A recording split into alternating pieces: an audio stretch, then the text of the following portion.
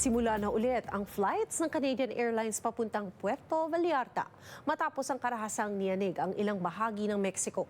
Pero ayon sa isang Filipino-owned travel agency, tila hindi pa rin daw kumpiyansa ang ilang mga biyahero. May report si Teresa Redula. Balik serbisyo na ang flights ng Air Canada, Air Transat, WestJet at Porter Airlines papunta at pabalik ng Puerto Vallarta, Mexico, Martes. Matapos ang malawakang cartel violence sa ilang rehiyon na pansamantalang itinigil ang pagbiyahe sa ilang lugar nitong weekend. Ang Puerto Vallarta kasi isa siya sa mga top destinations for travelers, lalo na pag winter, no? Kasi maraming nag-escape winter and they go to places like Cancun. Ang ilang biyahero sa Toronto Pearson Airport, positibo ang pakiramdam ng makapag-check-in sa kanilang flight, tulad ng mag-partner na ito na hindi nakasakay sa kanilang flight nitong Lunes at nakapag-reschedule ngayong Martes. We miss one day obviously of our trip, we're going to miss out, but we're going to go anyway, so we're looking forward to it.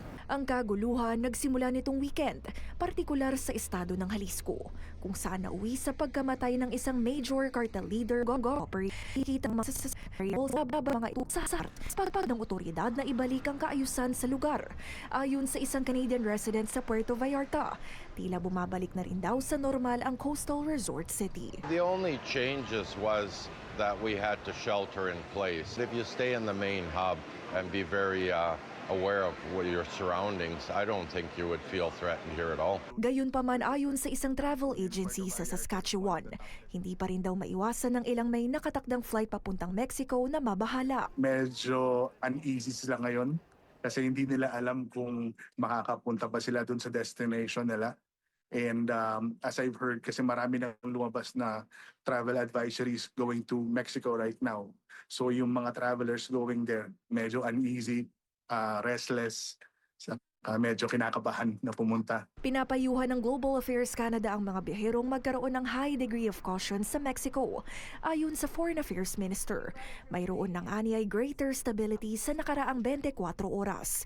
Pero hindi pa raw masasabi kung dapat bang kanselahin ng mga may nakatakdang flights ang kanilang biyahe papuntang Jalisco. This is a situation that is very volatile and it is evolving every day.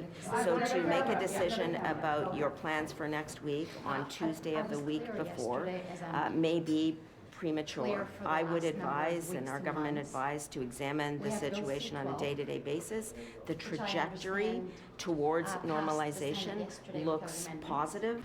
Ayon kay Anand, mahigit 55,000 Canadians na rin daw ang nagrehistro sa Ottawa ngayong Martes. Doble kung ikukumpara nitong Lunes.